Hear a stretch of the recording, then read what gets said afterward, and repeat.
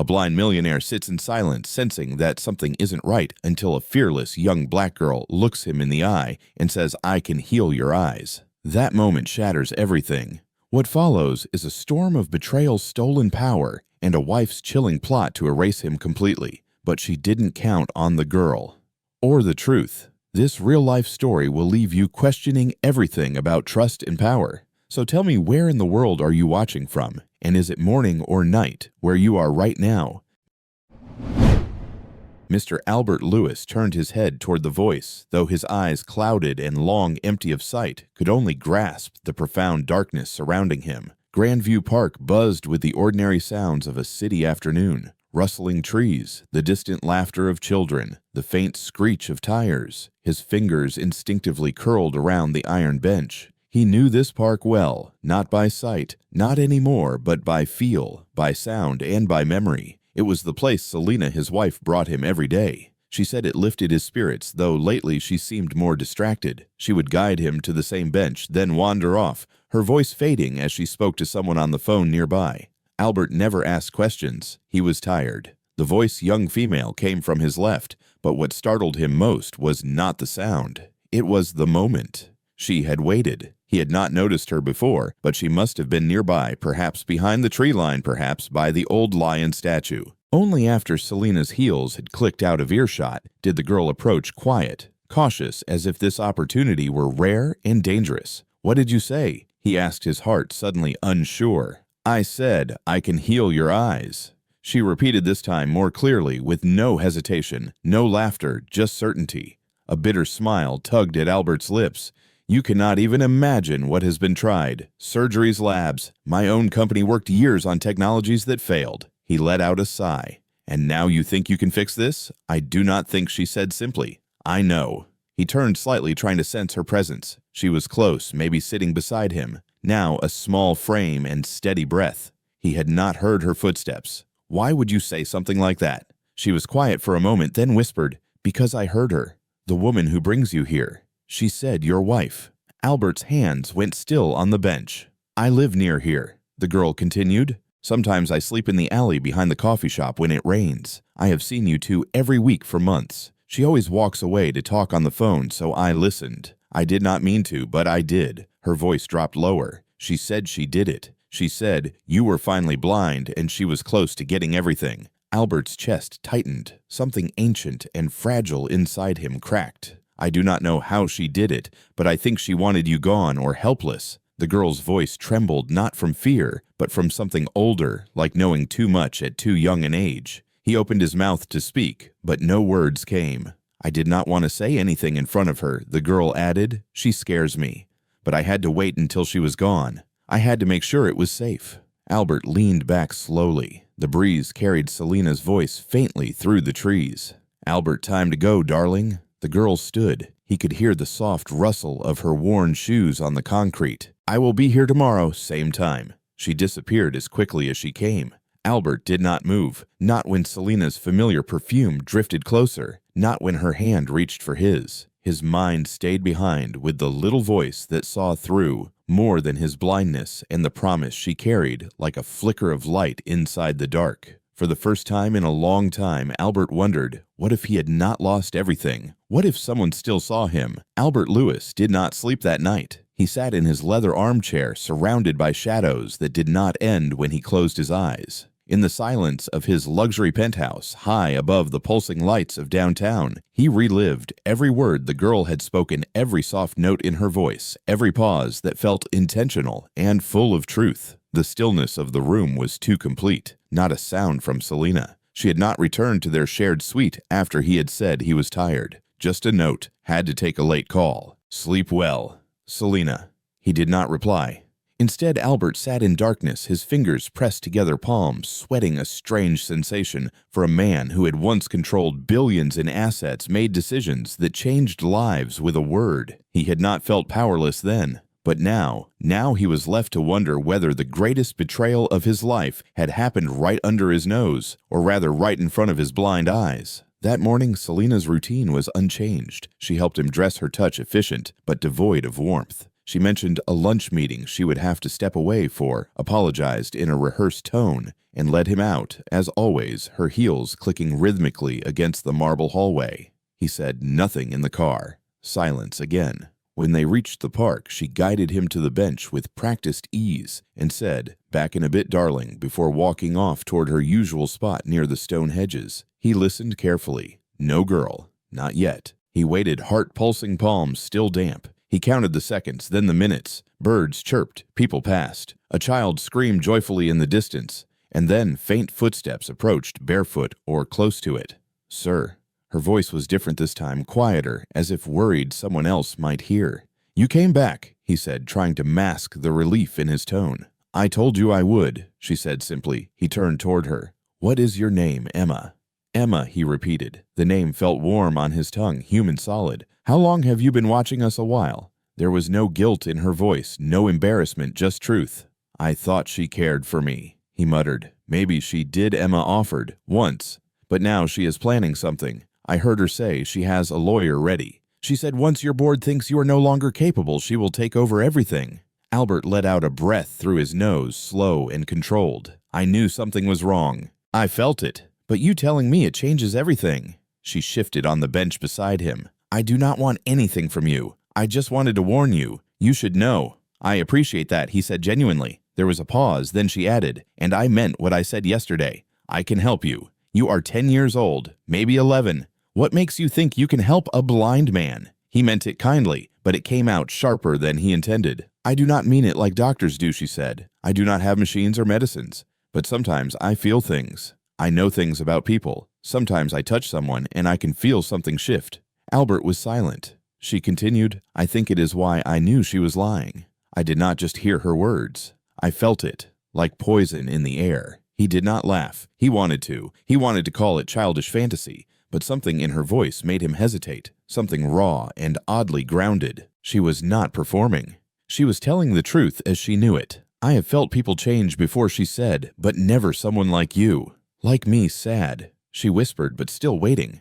He swallowed hard. "You could run," she said. "You could leave her. You are rich, right? Go somewhere else. I cannot just vanish, Emma. There are contracts, there is a board, there is reputation, and I cannot see. That makes people nervous." "You are scared," she said, with no malice. He did not reply.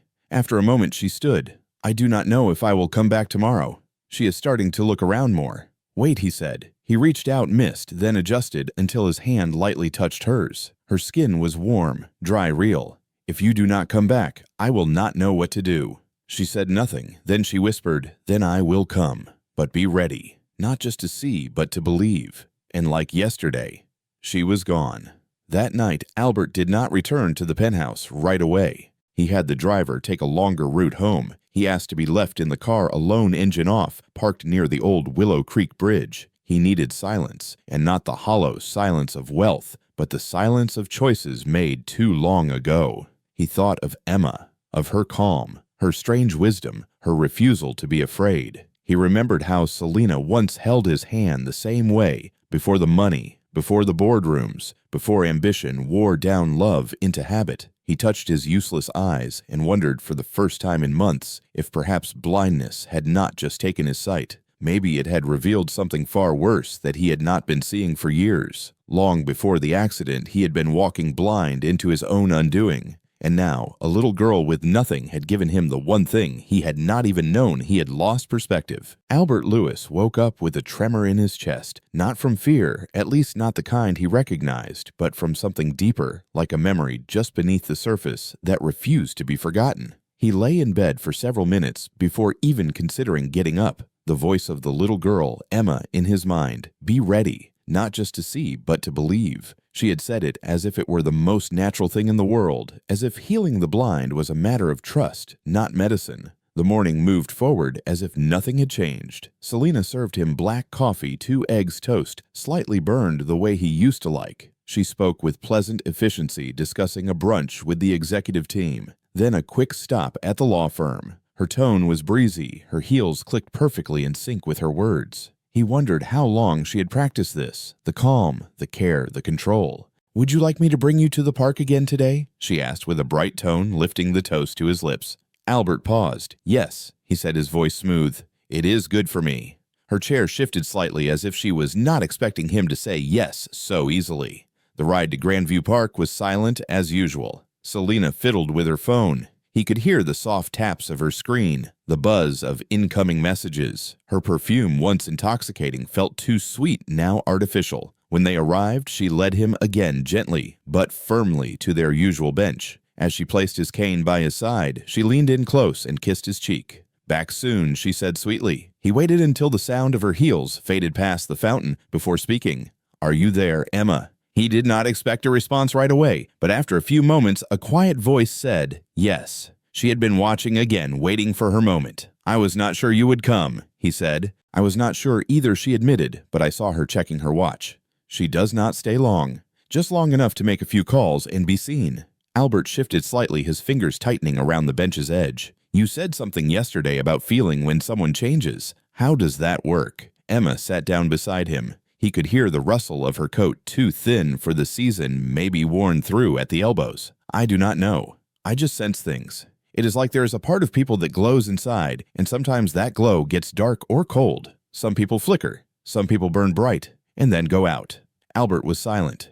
"You," she said, slowly, "your glow is quiet but steady, like it has been buried under a lot of dust." He laughed softly, a sound that surprised even him.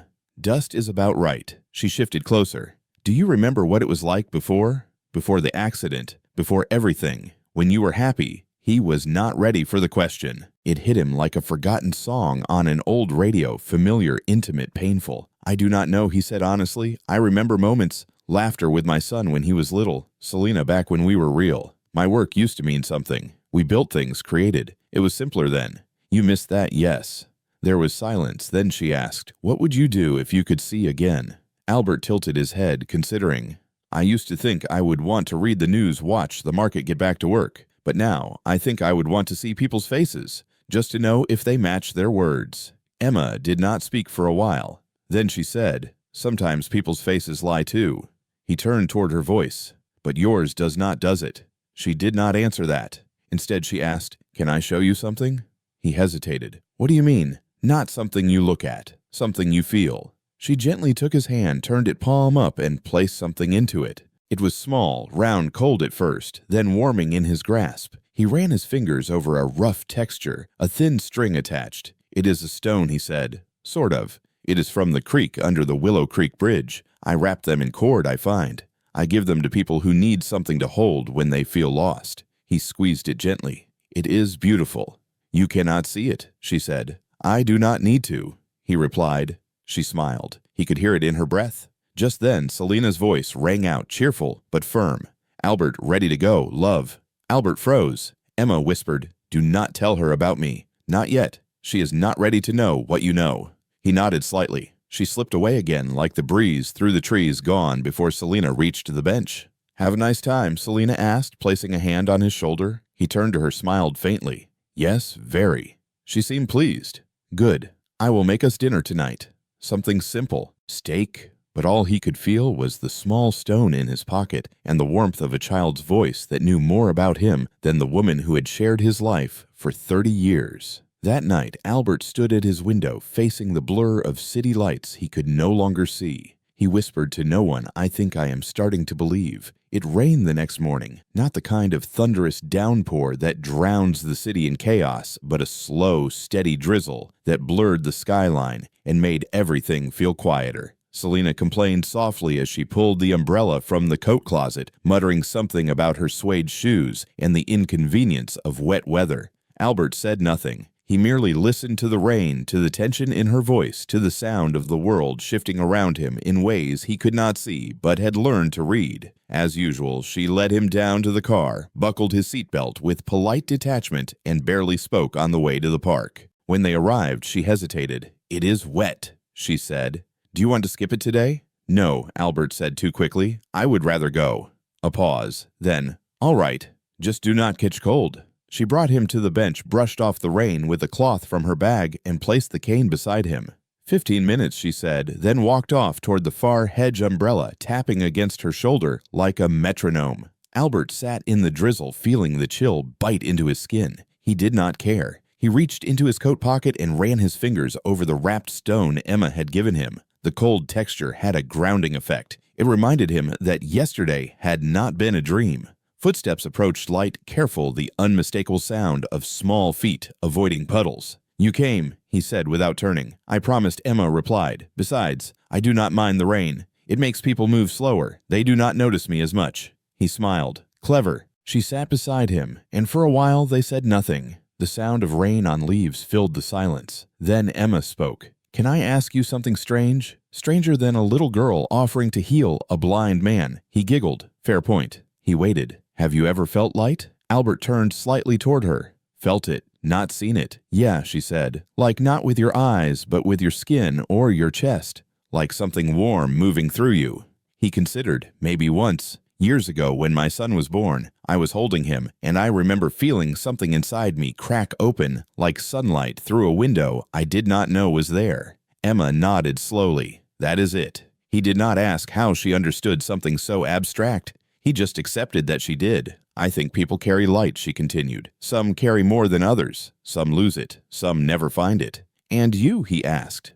"I do not know," she said softly. "I think I see it in others more than I feel it in me." There was a sadness in that, a loneliness too mature for her age. "You are wrong," he said. "You carry a lot more light than you realize." She did not respond, but he felt the bench shift slightly as she leaned closer. "Your wife," she said carefully, "she is not just taking your company. I think she is scared of you getting better." "Why?" "Because if you do, you might leave her." Albert said nothing. The thought had crossed his mind, uninvited, unwanted, but it was there, not out of spite or revenge, but from clarity, from waking up. "Emma," he said, "what do you want from all this?" She was quiet for a long time. "I do not know," she said finally. "Maybe I just want to matter to someone even for a little while." "You do," he said firmly. She nodded, though he could not see it. Then she reached for his hand again. "I want to try something. Just trust me." He offered his hand without hesitation. She placed both of hers around it gently, firmly. "Close your eyes," she said. He almost laughed, but obeyed. "Now breathe." He inhaled slow and deep. "Think of that moment you told me about your son, that light." And then something shifted. It was not magic. It was not a miracle. But something inside him softened. The rain faded, the sounds dulled, and he felt something not quite warmth, but presence, an awareness he had not felt in years, as if his body remembered being whole. When he opened his eyes, useless though they were, he was crying. "I did not see anything," he whispered, "but I felt, I do not know, peace." "That is a start," Emma said. He squeezed her hand. "Thank you." She stood. "I have to go. Your wife is watching today." Albert turned his head instinctively. "How do you know I can feel her?" Emma said. "Her light flickers when I am near. It gets cold." Then she slipped away. Albert sat in silence, the rain tapping softly on his shoulders, the stone in his pocket growing warm in his hand. Selina returned moments later, her voice tight. "You are soaked. Why did you not call me?" He did not answer. She sighed, wrapping the blanket around him. "You will catch pneumonia out here." He leaned into her arms with practiced stillness, but said gently, "Selina, why do you not ever sit with me anymore?" She paused just long enough for him to notice. "I want you to have your quiet," she said quickly. "You need space to think." He nodded slowly, but the thought had already planted itself, not just a seed of doubt, but of knowing. And the girl who had placed it there, she carried more light than anyone he had ever known. Albert Lewis had never thought much about how he walked. For most of his life, it had been automatic, one foot, then the other propelled by certainty and purpose. But since losing his sight, each step was deliberate, cautious, measured, like a man counting the edge of his own fading dignity. That morning, however, he felt different. There was something in his chest, a thrum, a quiet sense of forwardness he could not explain. Maybe it was the conversation with Emma the day before, or the moment when he felt something move within him, like dust shaken loose from a forgotten light bulb. Whatever it was, he woke up determined not to sit on that bench all morning. He wanted to walk, to feel the world again. Selina was uncharacteristically quiet on the drive to the park. He could tell she was watching him in the rear-view mirror, but she did not say much. No talk of meetings, no affectionate banter, only silence, measured and thin, like a thread about to snap. At the park, she helped him from the car, adjusted his coat collar, and placed his cane in his hand. "Same bench?" she asked. "No," he said. "I would like to walk a little today." She hesitated. "It is still damp." "Are you sure I am?" He felt her fingers press briefly against his shoulder, then slip away. "Do not go far. I will be over by the hedge." He nodded and took his first step. The walkway was slightly uneven. Stones shifted from years of root growth beneath. Albert moved slowly, feeling out each patch of ground with the tip of his cane. His ears tracked every noise, the soft flutter of pigeons, the wind brushing through tree branches, and somewhere faint and far, the voice of a young girl singing under her breath. He turned slightly in that direction, just enough to listen, but the sudden cry of a toddler nearby startled him, and he lost his footing. One wrong step, his cane hit a shallow dip between the stones, and his balance shifted violently. His foot slid out, his body tilted sideways, and then impact. Pain exploded in his wrist as he hit the ground hard. His hip slammed into the edge of a concrete step, breath knocked from his lungs. He tasted blood. A sharp gasp escaped him, and he lay there, frozen by the sting, by the shame, by the brutal reminder that no matter what light he might be discovering within his body was still fragile, still blind, still breakable. "Mr. Lewis." The voice rang clear, high, and urgent. Small hands touched his back gently, then his arm. "Do not move yet," Emma said, her breath close to his ear. "I saw you fall. I was coming to find you." "I am fine," he muttered. "No, you are not," she said with calm insistence. "Your hand is bleeding. Your wrist looks swollen. Just help me sit up." She did carefully, slowly, as if she had done it before, for others, maybe for herself. He leaned back against the cold base of the park's old war monument, breath-shallow pain burning up his side. "I did not see the drop," he said, bitter. "Stupid mistake." "You did not see anything," she said. "That is not stupid. That is just real." He gave a dry chuckle. "You are too honest for your age, and you are too proud for yours." The words hit him harder than the fall. She pressed a folded cloth from her sleeve against his bleeding palm. "We need to get this cleaned. You might need stitches. I can call someone." "No time," she said quickly. "She is coming." He turned his head. "Selina," I heard her voice. "She is looking for you." Sure enough, within seconds, Selina's heels clacked fast and sharp across the stone path. Albert, "Oh my God, what happened?" Emma vanished swift as shadow behind a bench. Albert sat up straighter, pain flaring. "I tripped, misjudged the edge." Selina was instantly at his side. "You should not have walked alone. I told you this path is not safe." "I needed to move," he said calmly. "We are going home," she said. "Now. This is too much. I should have hired someone." He bit back a reply as she helped him to his feet. He gritted his teeth, bracing against the sharp pain in his hip. He leaned heavily on the cane. "I will call Dr. Miller. We will stop by his clinic." "No," Albert said. "Take me to the house." She hesitated. "But you." "I said house." Her silence said more than words. She led him back to the car, this time with firmer hands, her tone clipped. In the back seat, Albert held the blood-streaked cloth in his palm and stared blindly ahead. He knew Selina would use this moment as evidence, as proof, another step in her plan to portray him as incapable, frail, unfit to oversee anything, not his company, not his fortune, maybe not even himself. But something had shifted again, not broken, just bent like a bone realigning. Back at home, while Selina busied herself on the phone, likely whispering to a lawyer or a doctor, Albert sat alone in his study. He opened the drawer of his old oak desk and found what he had not touched in over a year, a recorder. He pressed the button and spoke softly into the mic. "This is Albert Lewis. If anything happens to me, if I am declared mentally or physically unfit, I want this on record. I have not lost my mind. I may have lost my sight, but I have not lost my will." He paused. "And I am not alone. There is a girl named Emma. She is not a hallucination. She is more real than anyone else in my life right now." He clicked it off and placed it in the drawer. Then, reaching into his coat, he pulled out the stone she had given him. He held it tightly in his bruised hand, letting its shape anchor him. The fall had hurt, but it had also taught him something vital. The only thing worse than falling was refusing to get up. The rain had stopped by morning, leaving behind that peculiar scent of damp earth and moss that reminded Albert Lewis of his childhood, of early mornings on his grandfather's farm in the Midwest, where the world felt wide and slow and trustworthy. That memory, distant and fragrant, was a strange comfort as he sat alone in his study, the bruises on his hip pulsing faintly, and the cut on his palm, now bandaged but still sore. Selina had left early. She said there was an emergency board meeting. No mention of the fall, no gentle goodbye, just the sound of her heels and the front door closing with a soft click that felt colder than the rain had.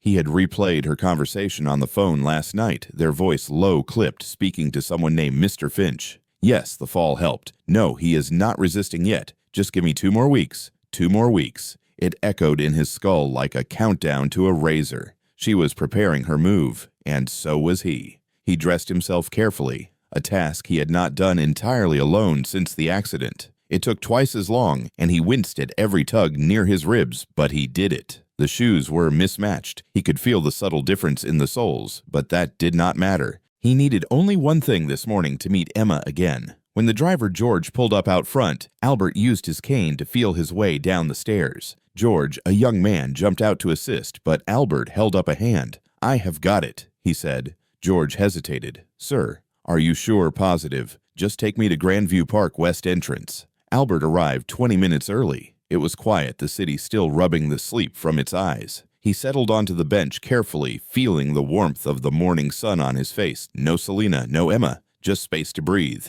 He waited, and then quiet footsteps on damp stone. "You are early," she said. "So are you." "I do not sleep much," Emma replied. He smiled. "I did not sleep at all." He turned his head toward her. "Why did you not stay?" "She scares me," Emma whispered. "Your wife. Her light is angry sharp." He nodded. "She is trying to take everything. The company, my name, maybe even what is left of me." "Then we have to stop her," she said. He smiled grimly. "You make that sound simple." "It is," she said, "but not easy." She paused, then reached into her pocket. "I brought something." He heard the faint jingle of metal, then felt her place something into his hand, a necklace. The chain thin and light, but the pendant at the end was heavy circular with smooth edges. He ran his fingers over it, letters carved deep. "What is it?" "A St. Lucy's medal," she said. "She is the patron saint of the blind. It used to belong to my grandmother. She said it helped her find her way." Albert held it tight. "Emma, why are you helping me?" She was quiet for a long time because people like her always win, she said finally. "They lie, they smile, they take. And people like you stay quiet, you disappear. But not this time." Albert blinked back the emotion threatening to rise. "You are just a child, and you are just a man," she said. "We are both more than they think we are." He chuckled softly. "You ever think you are too wise for your own good every day?" She stood suddenly. "I need to go. There is someone I want you to meet tomorrow." He raised an eyebrow. "Who a friend? He knows things. People do not believe him either, but he sees what others miss. He might be able to help." Albert hesitated. "Can I trust him?" "If you trust me," she said, "you will trust him." "Then I will." She smiled, and even though he could not see it, he could feel it like sunshine breaking through fog. "I will meet you here," she said, "same time." And just like that, she was gone. Albert sat in silence, turning the metal over in his hand again and again. It felt solid, real, like something ancient and sacred, something to believe in.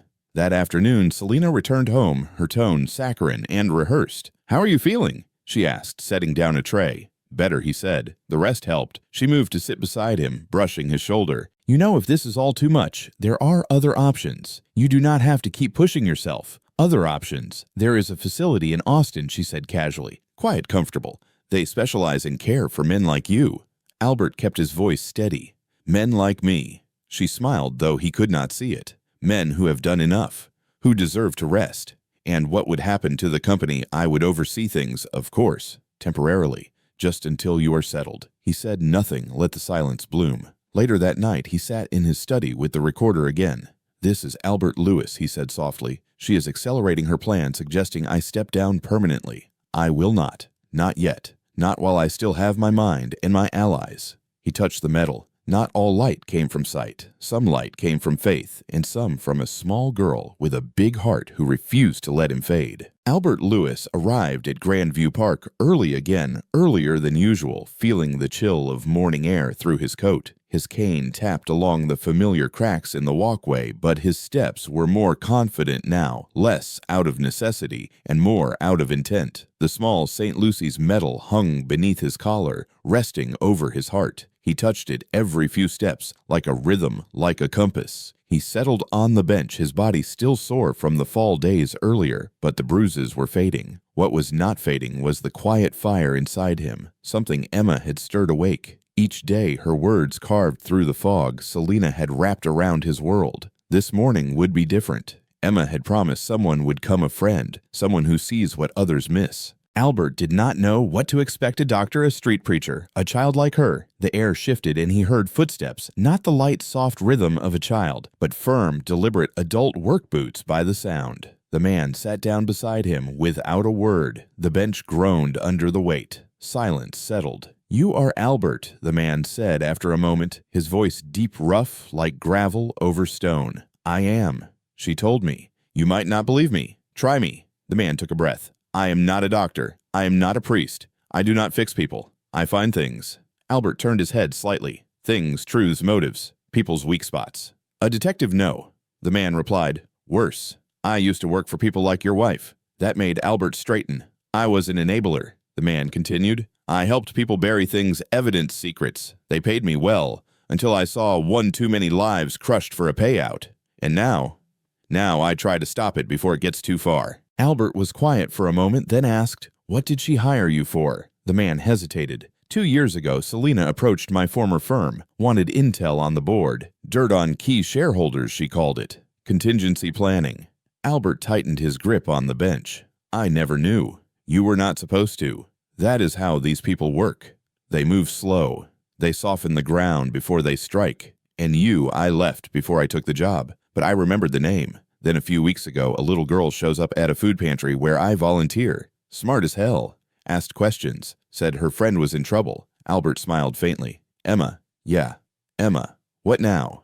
Albert asked, "Can you help me stop her?" "I already started," the man said. "You were right to be suspicious. I traced a few things. Selena has been moving funds, small transfers, offshore accounts through shell names. Her lawyer, Mr. Finch, is ex-corporate fraud. She is planning a declaration of mental incompetence, says you have been confused, disoriented, even paranoid. She is documenting it, building a case." Albert took a deep breath. "How long do I have? A week, maybe 2, before she files? And why help now?" The man did not speak for a while. Then he said, "Because I ruined enough lives before. I owe the universe some balance. And because Emma believes in you. That kind of faith, it is rare. I figured I had better find out why." Albert nodded slowly. "What is your name? Just call me Davis." "All right, Davis. So what do we do? I will send you files, hidden recording statements. You will need a lawyer that works for you, not her. I know someone good. What else? You need to act normal. Let her believe you are still half broken. Let her get confident. Meanwhile, we build our case." Albert's fingers traced the St. Lucie medal beneath his shirt. "I am not a fool," he said. "I know I have been quiet too long, passive. But that ends now." Davis stood. "That is what I hoped to hear." He turned to leave, but paused. And Albert watched the nurse she hired last week, Jennifer. She is not who she says she is. With that, he walked off, boots crunching softly over damp gravel. A moment later, smaller, lighter steps approached. "You met him," Emma said, sliding onto the bench beside him. "I did. He is intense." She grinned. "He is kind, just does not know how to show it. He told me about you. How you found him, I asked around. People trust kids with questions more than adults. They do not see us coming." Albert shook his head. "Odd. You should not have to do this. Neither should you." They sat in silence for a long moment. A dog barked in the distance. Somewhere a bike chain rattled. "I have got a war coming," Albert said quietly. "I know," Emma replied, "but you have got soldiers now." He turned toward her. "You are more than that." She smiled. "Maybe, but we fight better together." She stood adjusting her backpack. "I will see you tomorrow." "Same time." He nodded. "Same time." As she walked away, Albert leaned back on the bench, bruises dulling, but heart steady. The enemy had a name, and so did hope. Jennifer knocked softly on the door to Albert's study before stepping in without waiting for a response. Her voice, warm and well-practiced, filled the room. "Good morning, Mr. Lewis. Time for your medication." Albert sat by the window, his hands resting calmly on the arms of his chair. He did not turn his head. He did not need to. He could feel the shift in the air the moment she entered, the faint scent of gardenia, the careful pause before her footsteps crossed the rug. It was all part of her routine and his. "Leave it on the tray," he said quietly. "You should really take it now, sir. It is already past 9. I will take it shortly."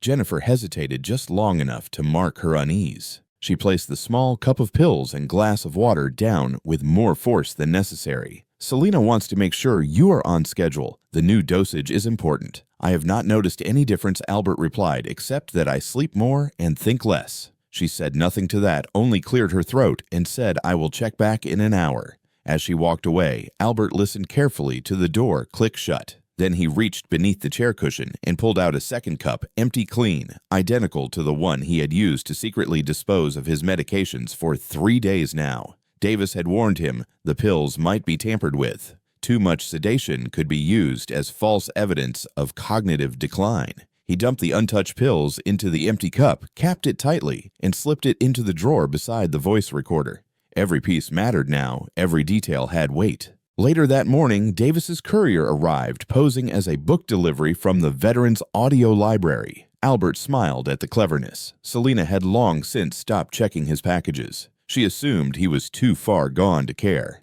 Inside were 2 flash drives, one labeled Accounts and the other Audio. Davis had promised evidence, and it was here, hidden in plain sight. He called Emma that evening, using the burner phone Davis had slipped into his coat earlier that week. She answered on the second ring. "You okay?" she asked without greeting. "Fine," he said. "Nurse Jennifer is being watched, and the audio is here. I am going through it tonight. Want me to come by?" "Not yet. Too risky. But soon."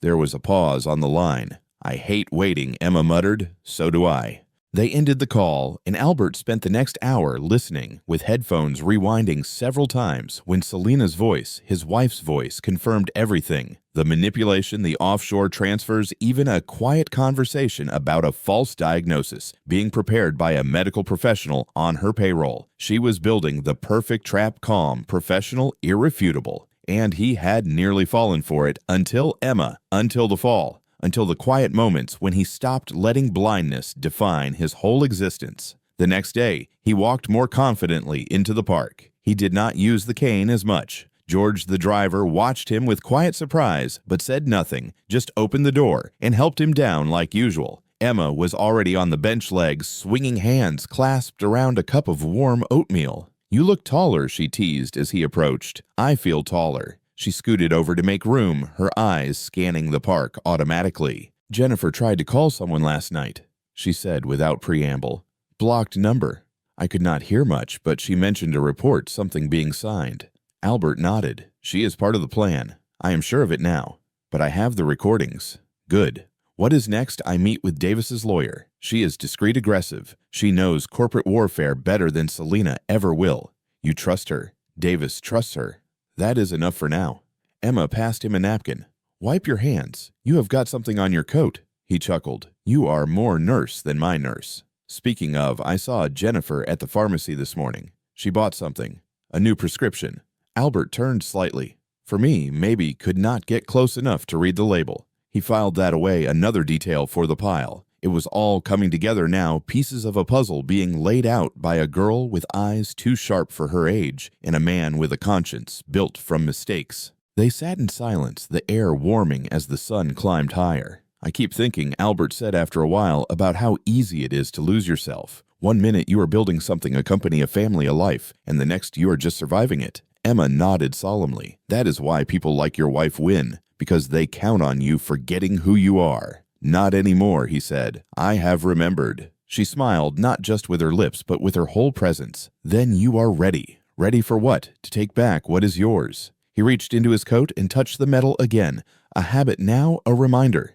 Then he said something he had not dared speak aloud until now. "She loved me once. I believe that. But now she only loves power, and I was in the way." Emma said nothing, just reached over and placed her hand on his. "Then it is time to move." He nodded, steady and clear. They stood together, an unlikely alliance forged in secrecy and pain, bound by trust and a sense of justice that went far beyond the courtroom. The storm was coming, and this time he would not be caught beneath it. He would be the one calling the lightning. The law office did not look like much from the outside, just a brick townhouse wedged between a florist and a bail bondsman on a quiet street downtown. No gleaming glass tower, no polished marble floors. But when Albert Lewis stepped through the door, leaning slightly on his cane, but walking taller than ever, he felt something shift. The receptionist, a woman with a smoky voice and the scent of lavender, greeted him warmly. "Mr. Lewis, Miss Moore is expecting you, right through that door." The room beyond was narrow, but neat, filled with leather-bound books and sunlight cutting across worn hardwood floors. At the far end, behind a cluttered desk with a brass nameplate reading Erica Moore ESQ, sat a woman with a sharp chin, silver streaks in her black hair, and eyes that missed nothing. She stood when he entered. "Mr. Lewis," she said, shaking his hand firmly. "It is an honor."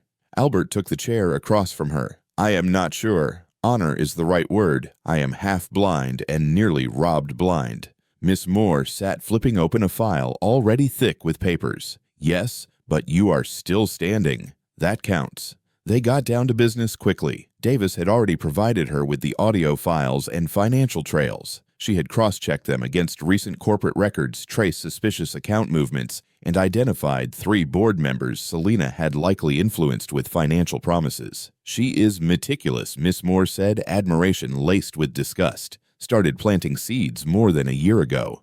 The false incompetency case, the power of attorney, revisions, the medical manipulation. This was not spontaneous. "She planned to dismantle me in silence," Albert said. "Yes," Miss Moore agreed, "and she nearly succeeded. But you have got something she did not count on." Albert raised an eyebrow. "What is that? An unexpected witness?" "A little girl who is smarter than half the lawyers I have met." He smiled. "Emma." Miss Moore leaned forward. "I want to bring her in discreetly. Not to testify yet, but to record a formal statement. She is credible. Her age actually helps. Judges listen harder when children speak clearly." "I will talk to her," Albert said, "but I will not risk her safety. Not for me. She is already at risk, Mr. Lewis, because she stood by you. Selina's people are watching your movements more than you think. We need to move fast." "What do you need from me?" he asked. 3 things, Miss Moore said, ticking them off on her fingers. 1, we file a countersuit before she can file hers. You will claim duress, manipulation, medical coercion. 2, we serve an injunction freezing any further transfers or asset reallocations.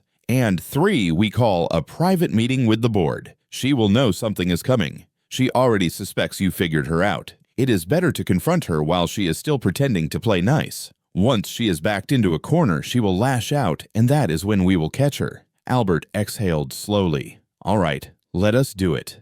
As he stood, Miss Moore reached for a manila envelope. "One more thing. I need you to start writing down what you remember. Your relationship with Selina Key events the first signs of change. It helps us build a psychological profile of the marriage for court. I will start tonight." She walked him to the door. "Mr. Lewis, you may be losing your sight, but you have regained something far more valuable." "What is that?" "Your voice." Back in the car, Albert asked George to take the long route through the city. He rolled the window down, letting the autumn air hit his face. He thought of Miss Moore's words, his voice. For too long, he had let silence speak for him, let others decide what he felt needed deserved. No more. Back at the estate, he found Emma waiting near the fountain, sitting cross-legged with her notebook on her lap.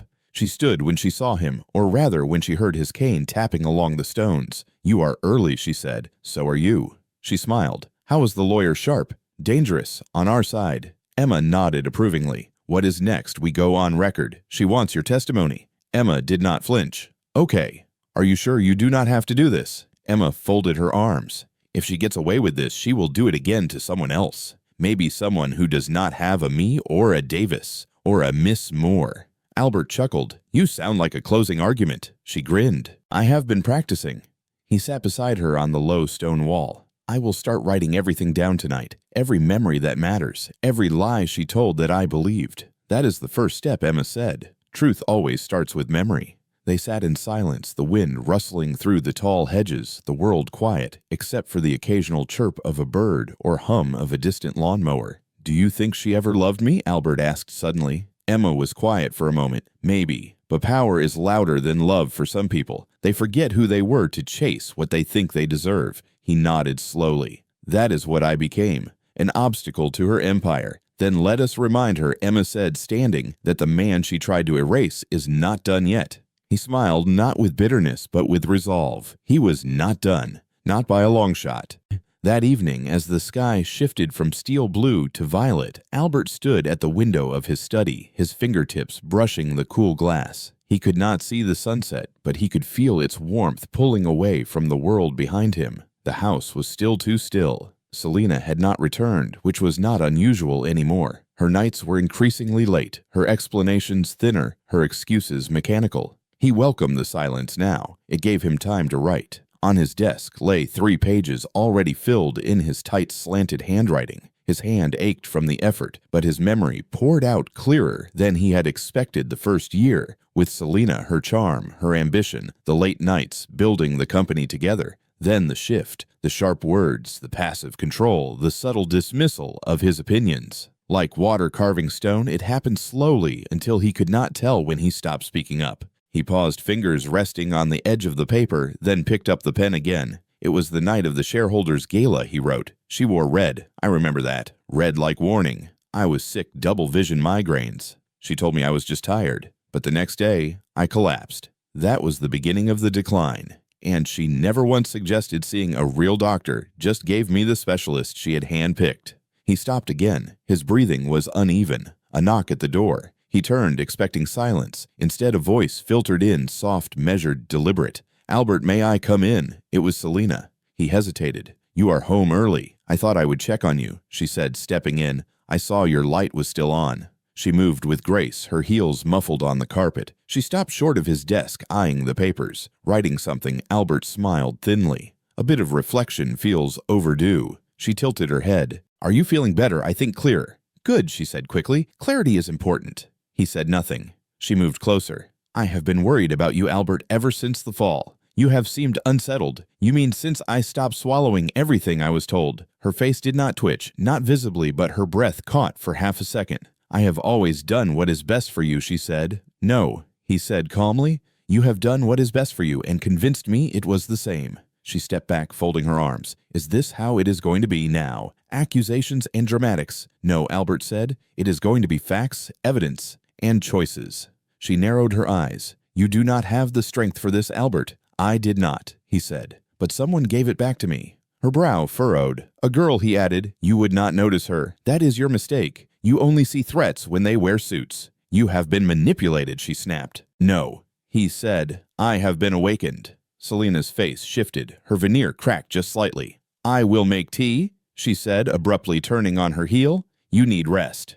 When the door closed, Albert exhaled. His hands trembled slightly. He reached for the phone and dialed a secure number. Davis answered on the second ring. "She knows," Albert said. "She is guessing," Davis replied. "Just be careful. She wants you to feel safe." "That means she is almost ready to strike. Then we stay ahead. Miss Moore's prepped the injunction. Are you ready to sign first thing tomorrow?" "Good." "And Emma. She is stronger than we think, is she not?" Davis chuckled faintly. "Always. Keep the recorder on. Every conversation, even the quiet ones." "I already did," Albert said. "This one is gold." He hung up and slipped the small digital recorder deeper into the drawer beside the sealed pills. The file would be labeled "Tea Talk, a calm domestic visit, layered with threat." Downstairs, he heard the kettle whistle. He did not move. Instead, he opened the desk again and took out the St. Lucy's medal. He ran his thumb across it slowly, the carved image cool and unyielding. He did not need eyes to see Selena anymore. The next morning, Albert sat across from Miss Moore in her office. The injunction was printed notarized bound. It would be delivered to the financial authorities by noon.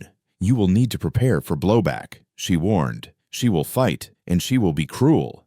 "I have seen cruel," Albert said, "and I am done tolerating it." She handed him a second folder. "This is your personal statement. You will present it to the board. I suggest memorizing it. Show them strength." He nodded. "Selena may still try to make you look confused, mentally unstable. Any slip-up, I will not give her one." Miss Moore smiled. "Good, because we are in this now all the way."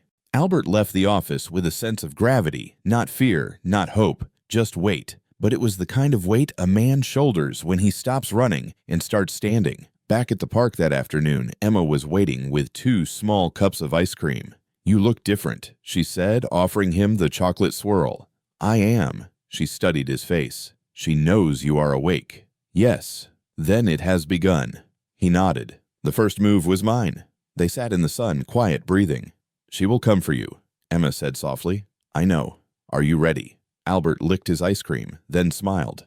"I have never been more ready in my life." By noon the next day, the injunction was filed. The board was notified. Selena's shell accounts were frozen under suspicion of fraudulent transfer. Within hours, the house shifted, not physically, but in tension, in tone, in temperature. Even the staff few, as they were moved more carefully, eyes downcast, words clipped. Albert felt it in the air like electricity before a storm. Selina did not return home until dusk. He heard the engine hum in the driveway, the car door slam harder than usual, her heels on the steps sharp and fast. No hesitation. The front door burst open, then slammed shut again. Albert did not rise from the study. He knew she would come straight to him. She did not knock. She never did.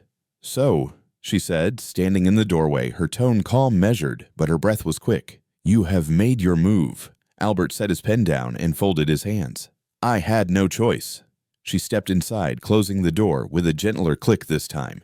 "You think you have won something, do you not?"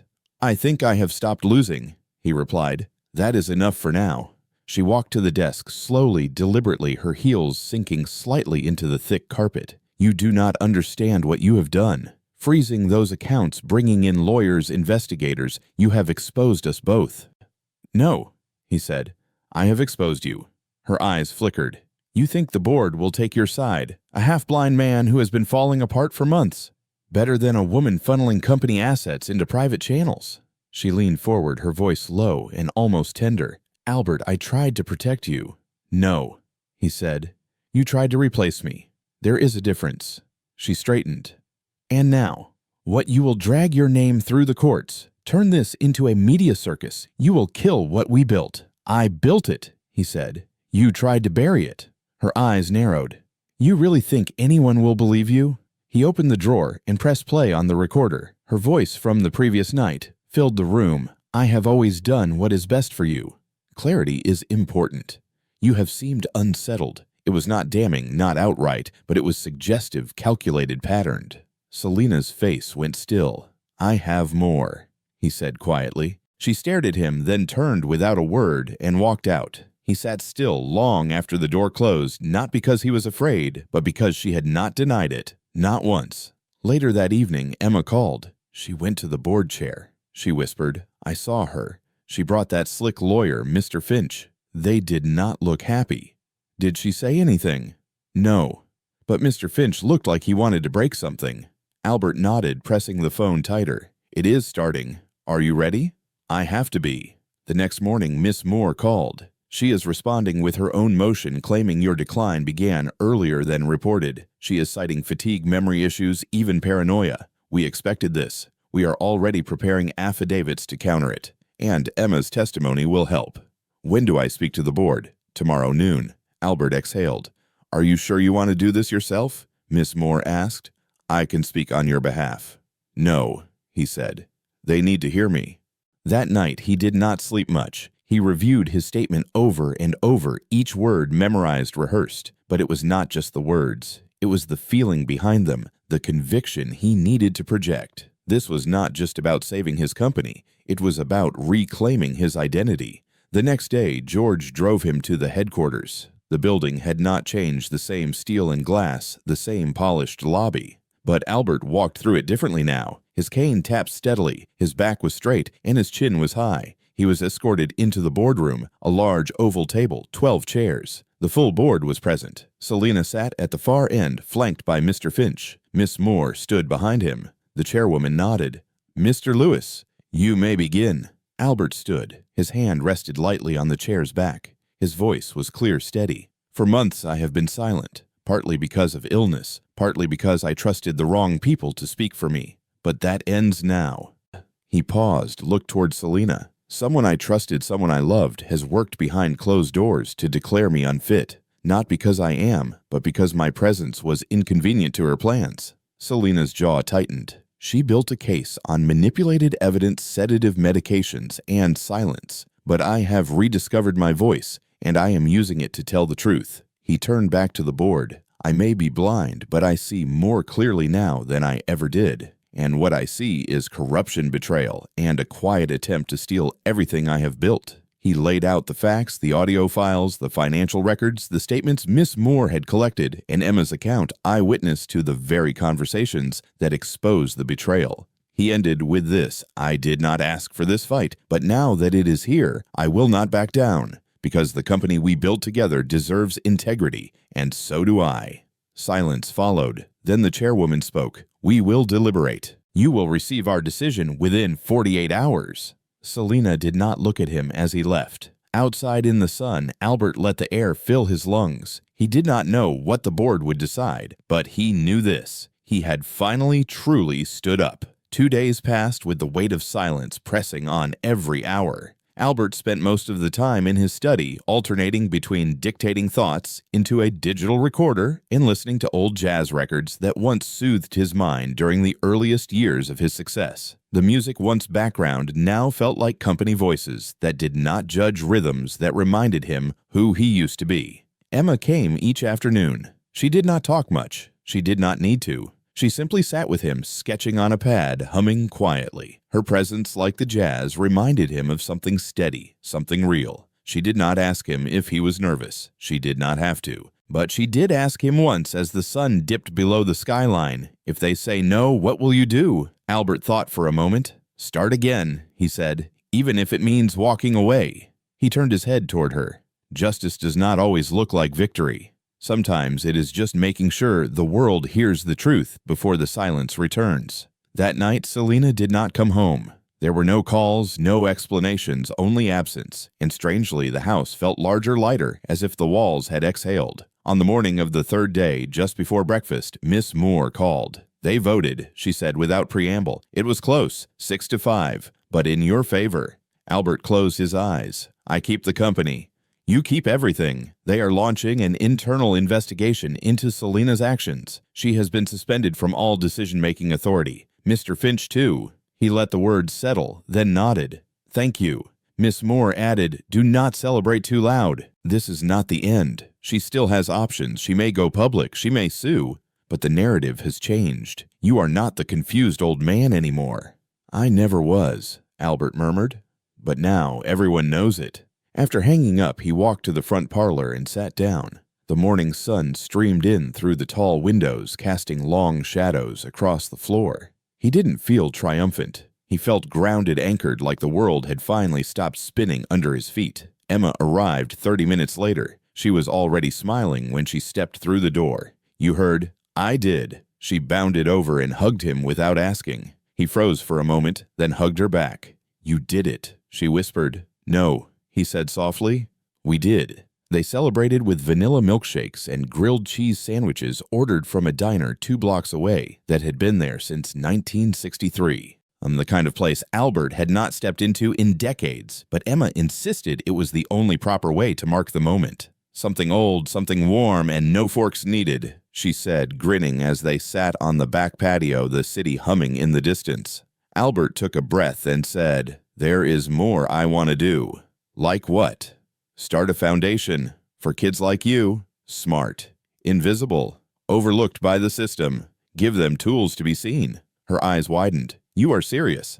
"I am. We will call it the light we carry." Emma smiled so hard it crinkled her nose. "I get to help name it." "You just did." Later that evening, Selina finally returned. She did not storm in. She did not slam doors. She walked quietly. Her heels subdued, her steps slow. She found Albert in the study exactly where she had always expected to find him. "Congratulations," she said, folding her arms. "Thank you." She did not sit, just stood there watching him. "You won this round," she said. "But you have burned bridges." "No," he replied. "I have rebuilt mine. You just did not realize you were never invited to cross again." She exhaled sharply. "Do you really think you are better than me?"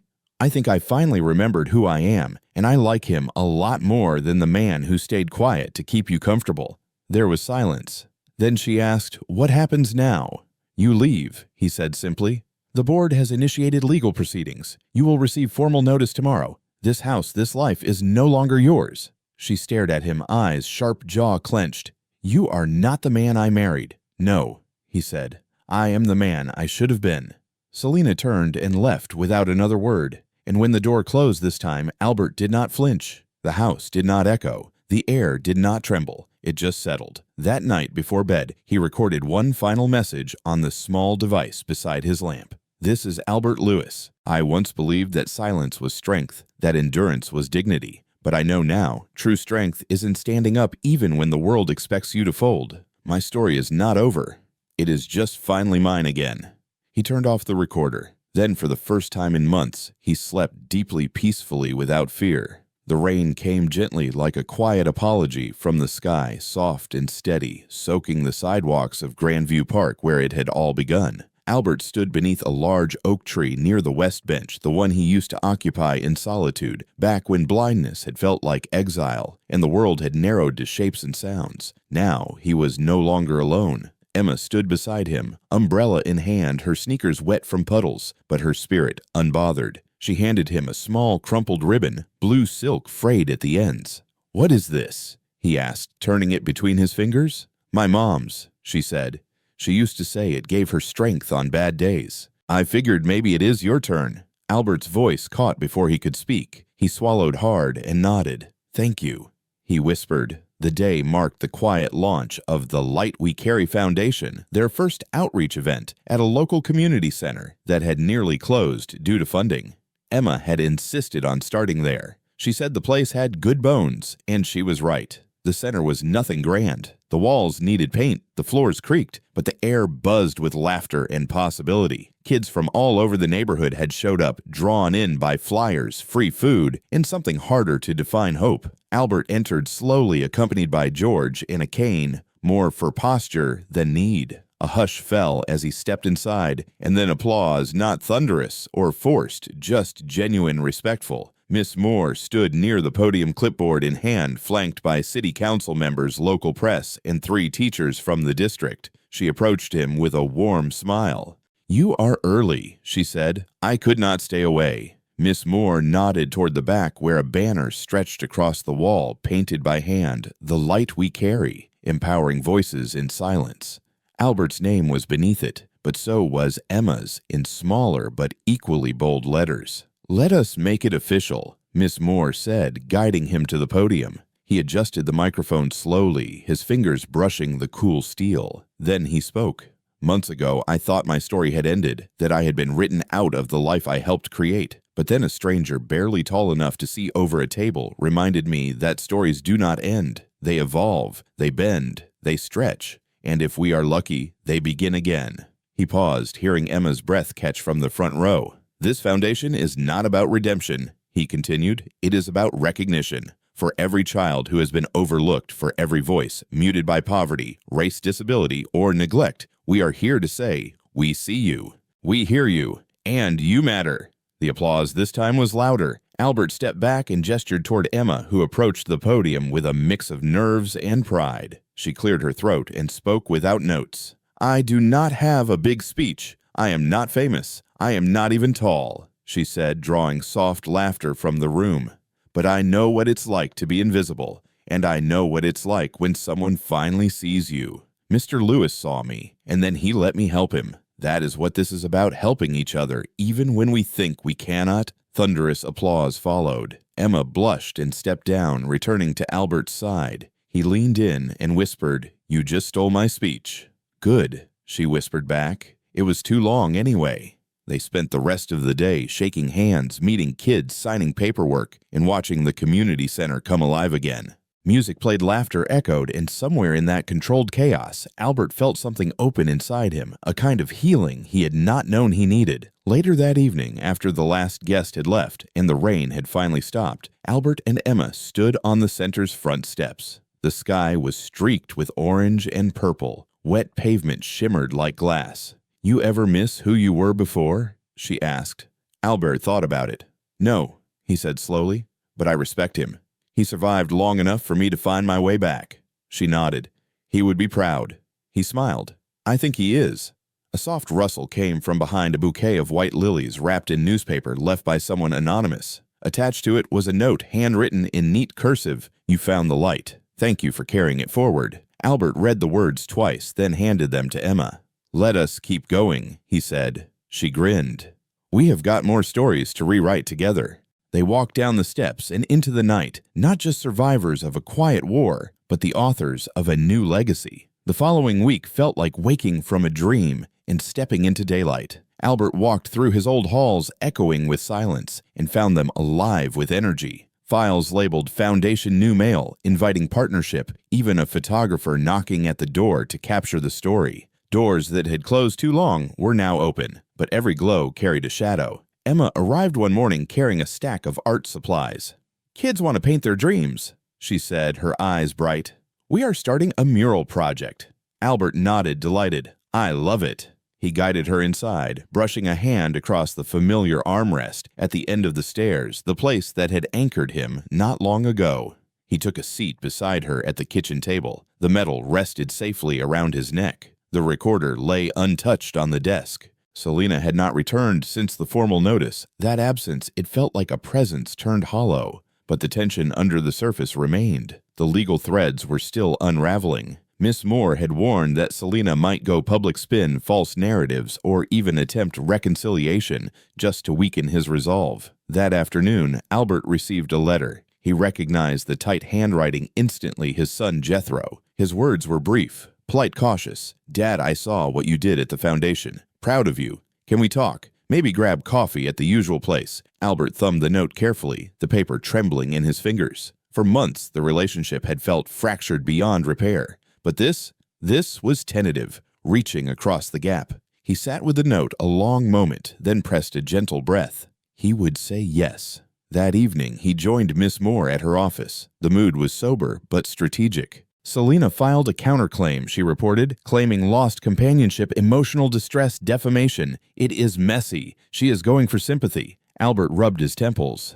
"We expected this." She is also arranging press interviews. Miss Moore paused. One news outlet asked for an exclusive. They want to tell her side of the story, a devoted wife hurt by allegations. He leaned back, deep in thought. "Let us offer our own interview with Emma, if she will agree. Let the world hear her message, her voice." Miss Moore nodded slowly. "We can arrange it. The local public radio feature reaches exactly the audience we want. Do it." That night, Albert wrote the first letter to Jethro in years, agreeing to meet. His words were simple: yes, coffee tomorrow morning. Then he slept deeply, buoyed by the possibility of reconciliation and empowerment both at once. The sun rose crisp and cool over the city. Albert waited at their old cafe table by the window, his cane leaned carefully to one side. When Jethro arrived, he wore the same tentative expression Albert recalled from a different era.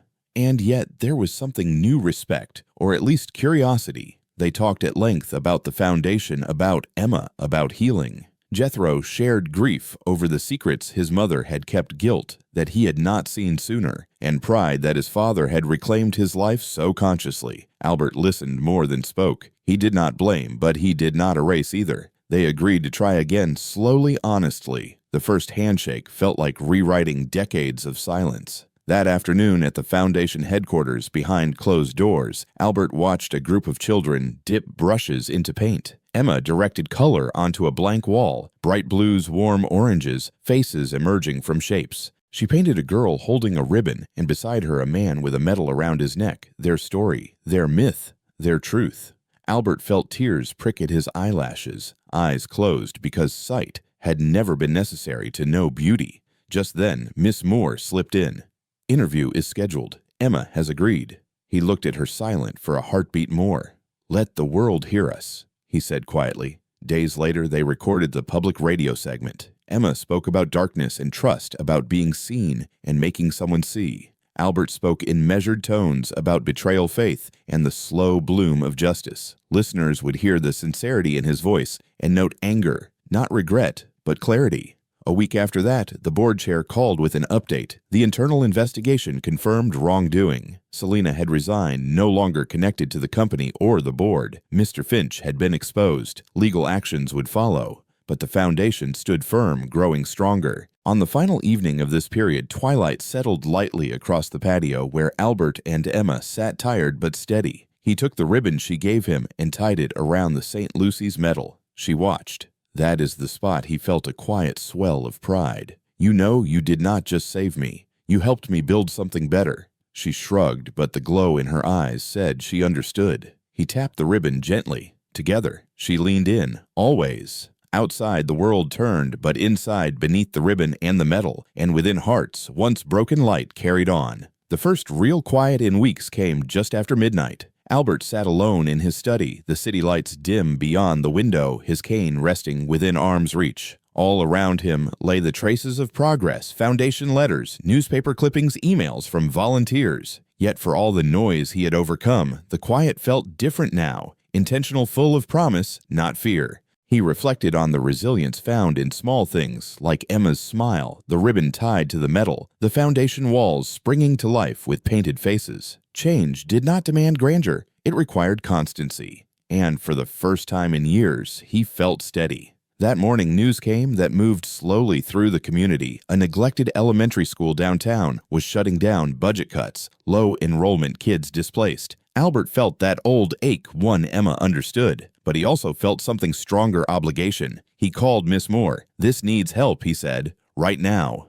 Miss Moore did not hesitate. Within hours, the Light We Carry Foundation had shifted gears. Meetings were scheduled, volunteers rallied, funding proposals expedited. By afternoon, an emergency team of community liaisons and educators had formed. The model worked. The mission expanded. That afternoon, Albert and Emma toured the old school. Empty classrooms smelled of chalk and dust. Hallways echoed with memory. Even though the doors were closed, Emma slipped her hand into his. "We can bring this back," she said. "We will," he assured gently. They envisioned art walls, tutoring centers, after-school programs, meals, mentorship. They sketched ideas into a notebook Emma carried everywhere. Plans that started as whispers now grew. This place would become a hub, a second center to amplify light in places people had forgotten, because power did not end with one victory. It began with outreach.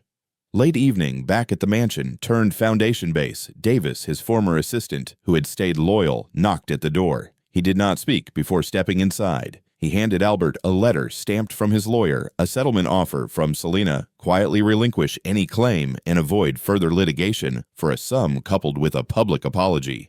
No court, no headlines, just closure. Albert studied the letter without opening it. He had expected this, but seeing it triggered something deeper than triumph. It whispered of peace, of finality, of release. He thanked Davis and closed the door without replying. Emma found him in the study, reading quietly. She peered at the sealed envelope. "What now?" she asked. Albert folded the letter, set it aside. "We decide later." That night they sat on the patio again, the ribbon fluttering softly in the breeze. Albert described his thoughts. "A settlement avoids more pain. It spares the foundation from distraction. But I do not know if acceptance feels like closure." Emma looked at him. "It is your choice. Closure looks different for everyone." He nodded. "I just want to make sure the next chapter starts right." The air was cool, quiet, intentional. He reached across and held the metal between his fingers, the ribbon grounded beneath his touch. Then he looked up. "Have I done enough?" he asked the silent sky. "Or is there more to build?" A robin called out from the hedge, its song delicate, resolute. Beside him, Emma whispered, "There is always more, because light spreads." In that moment, Albert understood. The horizon was not a boundary. It was an invitation. He nodded and said, "We build, and we invite everyone else to carry it." They sat like that until the stars blurred softly overhead, and together beneath ribbon and metal and the first stirrings of a new tomorrow, they looked forward to whatever came next, knowing they would face it side by side. The fight had changed them, but they had changed the fight, and light carried on. The morning sun rose soft and pale over the city, filtering through sheer curtains into Albert's bedroom. He woke slowly, the ribbon-tied metal resting on his chest, still warm. The silence felt deliberate, not emptiness, but purpose. He lay still for several minutes before sitting up. The world was not visible, but it was vivid. By breakfast, Emma entered with 2 bowls of oatmeal topped with berries. She set them gently on the table. "How do you feel?" she asked, voice steady. "Like possibilities," he replied. She smiled. "Then we are on track." They ate quietly, a comfortable rhythm between them. Albert thought of Davis's sealed letter. He had not decided yet. The foundation grew. The school renovations moved ahead. A settlement felt prudent, but did it risk silencing justice? He shook his head, dismissing worry. He knew what mattered most. Later that morning, the foundation's team gathered in the renovated auditorium of the community center. Teachers, parents, volunteers, city council representatives, everyone there to help plan after-school programming, art therapy mentoring. Albert arrived, cane in hand, standing tall, his presence greeted with respect and warmth. He spoke briefly, but meaningfully. "We are not here because tragedy struck us. We are here because we chose response over resignation. We build not from pain, but from faith." faith in potential resilience, and human connection. The group pulsed with optimism. Maps were drawn, classes scheduled, mural themes selected. Emma darted between groups, offering ideas, catching details. It was all possibility in motion. And Albert realized then leadership was not about sight. It was about vision. His phone vibrated. Miss Moore calling. He stepped away to answer. "You are moving fast," she said. He smiled. "We are guided. The settlement deadline is today." She continued, "Selena's lawyer expects your answer by 5. He looked at the clock, almost noon. "Plenty of time." "Do I accept?" he asked quietly. "Only if you are done. If you want acknowledgement, closure, to move on, then yes. If you want public accountability, a full court case exposure, then no." He paused. The Foundation's sound system had a slight squeal off in the background. Children's laughter echoed faintly through open windows. "I want to build forward," he said, "but I also want the truth to remain. Not vengeance, not spectacle, just transparency." Miss Moore hummed, "Then refuse. We will pursue, but be cautious. It is your decision." He hung up and took a deep breath. At the school renovation site later that afternoon, Emma was painting a wall with bright yellow daisies. She looked up when he approached. He handed her the ribbon medal. "Keep this safe," he said. "Promise me you will wear it at every community event." She looped it over her neck immediately, her fingers brushing the metal. "What is wrong?" she asked, sensing the shift. "I am not signing the letter," he said. Her eyes widened, excitement and relief, complex brimming. "They will send the official notice tomorrow," he said. "She will resign, but she will also be on record, public affidavit, deposition consequences. We own the narrative." "Yes," he said, "we do." That evening, Selena's lawyer delivered a formal refusal and returned the settlement offer marked withdrawn. She would speak in court. The media had already caught wind articles circulated online, but Albert and Miss Moore had arranged an interview segment through public radio and a local paper. The public would hear his words, Emma's words, a story of restoration, not revenge. At dinner, Albert read aloud a statement. "For those who listen, I do not pursue this for retribution. I pursue it for truth, so that a child who whispered hope into darkness proves stronger than silence imposed by deception, so that every voice overlooked can one day shape their own narrative." Emma nodded silently, her eyes bright. Later, he recorded another entry. "This is Albert Lewis. I refuse to sign for peace that requires forgiveness without truth. I honor the foundation, the children, and the legacy we build. Justice is not punishment. It is accountability. And accountability is part of building something lasting." He turned off the recorder and left it on his desk. That night, Emma brought out a notebook filled with drawings of mural ideas and messages kids had shared. "I matter. My voice is my power. Light is inside us all." Albert studied the pages, emotions swelling behind loss and triumph. He reached out and gently touched her shoulder. "You inspire us all," he whispered. "It is your story," she replied. "I just helped tell it." He nodded. "Thank you, Emma." Together, beneath the lamp's soft glow, they planned the next steps: public forums, school partnerships, volunteer drives. The settlement's death felt less like vengeance and more like permission to move freely forward, grounded in truth and purpose. Light carried on, and so would they. Because what they built was not just a foundation. It was a movement, a light too important to dim. Morning sunlight filtered through the tall windows of the Foundation's newly renovated hall, splashing colors across the mural, celebrating hope and resilience. Albert stood before the wall, his cane lightly brushing the floor, ribbons tied around his wrist, and the St. Lucy's medal beneath his shirt. Today, a public forum hosted at this center would address community injustice, discrimination, and rebuilding trust.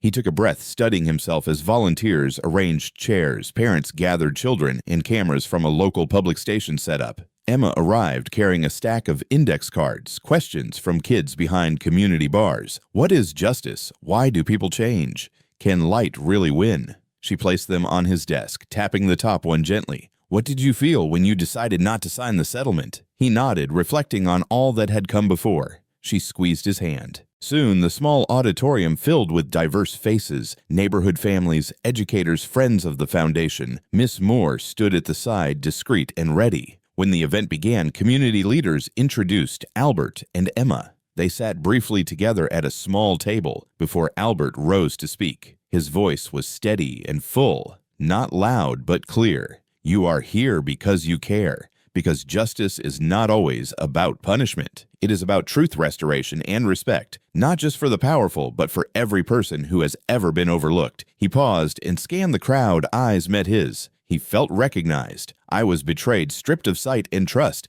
but I was not erased because someone believed in me, and I decided not to give up on transparency. He gestured over to Emma. This story is not just mine. It is hers, and every child who whispers hope when the world expects silence. Applause rose. He nodded and invited Emma to speak. She stood on shaky legs but found confidence as she held the mic. Light is inside people, she said simply. Sometimes it is buried, but honesty digs it out. If one child can whisper truth into darkness and make a difference, all the rest can do it too. More applause. Some people had tears in their eyes. A quanda followed. One mother asked, "How do we teach our children resilience when they are silenced?" Emma answered, "First, simply let them tell their story. Listen, then believe them," Albert added quietly, "and join their voice. Support truth." Afterwards, families shared stories of overcoming injustice. Teachers mentioned behaviors nurtured by empathy. Children hugged Albert and showed drawings of their own dreams. Emma listened to every child folding their notes into her notebook. Each face that looked at him without pity, but with respect, reminded him how far he had come. Later, Miss Moore approached. "That was powerful," she said. "Your press piece from earlier played during intermission, and they linked justice and voice beautifully." Albert nodded. "I meant every word." The city reporter approached Emma for her reaction. Standing beside Albert, she whispered, "I feel seen." The reporter smiled and scribbled quickly. That simple phrase carried miles of meaning. Hours later, as the crowd dispersed, a delegation of city council members stood near the mural and asked Albert to support a youth-led advisory committee recommending policy around disability access, fostering inclusion in schools, accountability, transparency, and local governance. He accepted reluctantly, but resolutely. This was not part of the original foundation plan, but responsibility called. That evening, back at the mansion-turned-office, Albert found his son Jethro waiting in the foyer. He had returned from a community visit that morning and stayed late speaking with volunteers. When Albert saw him, he stepped forward cautiously. "Dad, I have been watching the board decisions, the statements, the impact. I am proud." Albert paused, taken aback. His eyes felt sharp despite his blindness. Then Jethro said quietly, "I would like to volunteer if you will have me." Albert smiled and wrapped him in a hug. "Always." Emma peeked from the doorway, her eyes bright, and Albert motioned her over. Together they sat in the study as Albert poured coffee. Jethro asked questions and listened. Slowly, the gaps of years began to stitch. That night in the bedroom, Albert ran a finger across the metal on his chest. The ribbon tapped softly on his pajamas. He said, "All of this, we did not just win. We built something bigger." Emma whispered behind him, "We carried it forward," and Jethro answered softly, "And now I carry it too." Albert sat in the darkness before sleep, listening to the echo of children's laughter and brushstrokes on mural walls, commitments whispered, and futures reshaped. He whispered into silence. We did not just see the light. We became it. Justice had evolved beyond courtrooms. It had grown roots and radiated outward. And in that quiet night beside son and child and legacy, Albert felt his story finally align with truth and hope. Light carried on, and so would they. The foundation's hall was silent as dusk turned the world outside gentle shades of gray. Albert found himself standing before the mural, again faces painted by children he had never met, colors carried by hands made brave under soft electric lights. He felt again the pulse of that first day and the deeper call to meaning beyond survival. He touched the ribbon that circled the St. Lucy's medal at his neck. It had become more than a keepsake. It was a pact, a reminder that sight is not just eyes, and legacy is not just success. It is service. His cane tapped softly on the polished floor as Emma approached, carrying a jar of wildflowers they had gathered earlier in a meadow outside the city. She placed the flowers in a vase on the window ledge. Their fragrance filled the room. "You waited," Albert said quietly. "I did," she replied. "It felt right." He nodded. "We have come far." The weight of the question hung between them. Was it complete or just beginning? She shrugged. "Infinity is not a finish line." He smiled. At that moment, Jethro entered the hall, handing Albert the recorder. "Dad, you left this out." Albert recognized the weight in the device, the countless words spoken, the confessions recordings that mattered most. "It is still ringing," Albert said softly. "Like a bell." Jethro nodded. "We saved them all." Miss Moore's team cataloged everything. Silence followed as father, daughter, and son stood near the painted wall. No urgency, no applause, just presence. Hours earlier, the board had sent formal notice confirming Selena's resignation and launching public proceedings into her previous actions. Mr. Finch faced charges. Legal coverage was no longer speculation. Justice was underway. The story had reached beyond personal vindication. It had entered public conscience. They spoke in whispers. "I am glad you refused the settlement," Emma said. Albert inhaled deeply. "My name regained meaning because I refused comfort built on omission," Jethro added softly. "My respect for you, it grew because you stood." Albert turned toward his son. "And gradually I remembered the man I tried to be." Emma turned to him. "We changed lives, and ours changed too." He placed a hand on each of them. "This is not the end. It is another beginning. For the kids, for the foundation, and for us."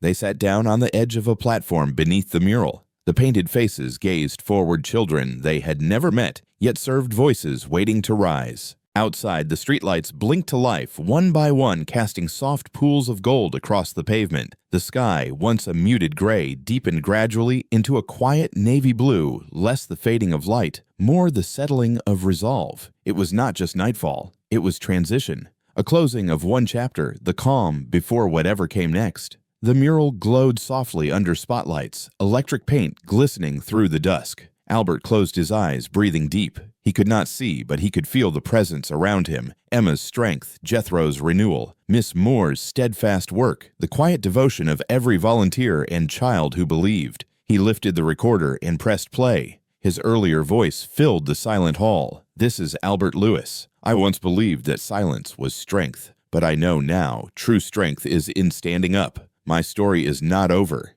It is just finally mine again." Then wind rustled softly outside, a whispered echo, interrupted only by the slow breathing of those who listened. Emma spoke next from the recording. "Light is inside people. If one child can whisper truth into darkness, all the rest can do it too." Their voices overlapped briefly. A man once blinded, a child once overlooked, a son once distant, each reclaiming voice, identity, presence. As the last words faded, the silence felt purposeful. It was gratitude, promise, resolve. "Forward," Albert leaned forward. "Forward," Jethro answered. Emma nodded. They stood and moved toward the exit together. Outside, stars had begun to appear. The smell of rain lingered on the pavement. A soft wind lifted the ribbon tied to Albert's metal, fluttering like a banner. They walked into the night side by side, steady. Light carried on. Their story ended not with defeat or forgetting, but with vision, and the knowledge that when people choose truth over fear and service over silence, the light they carry continues beyond themselves into the future. Thank you truly for staying with us through this long, heartwarming story. If you've made it to the end, it means something in this journey touched you. Maybe a quiet moment, maybe a truth spoken softly. Your presence here gives this story its meaning. Wherever you're watching from, whether it's a quiet corner before sleep, a moment of pause in your day, or a shared screen with someone you care about, we'd love to know. Where in the world are you joining us from? This isn't just a bedtime story or a real-life story. It's a shared experience. And your support, your time, and your compassion mean more than words can express. If this story stirred something in you, even just a little, please consider giving it a like, hitting that subscribe button, and sharing it with someone who needs to hear it. That helps this channel and the stories we carry keep going. Your kindness helps light the way for stories still waiting to be told. We're deeply grateful for every listener, every comment, every emotion. We'll see you in the next story. Until then, take care and keep carrying the light. Join us to share meaningful stories by hitting the like and subscribe buttons. Don't forget to turn on the notification bell to start your day with profound lessons and heartfelt empathy.